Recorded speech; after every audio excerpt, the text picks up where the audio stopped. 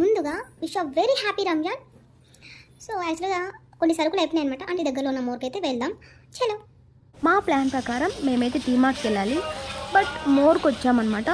ఎందుకంటే యాక్చువల్గా వేరే వర్క్ ఉంది, బయటికి వెళ్ళే వర్క్ ఉంది.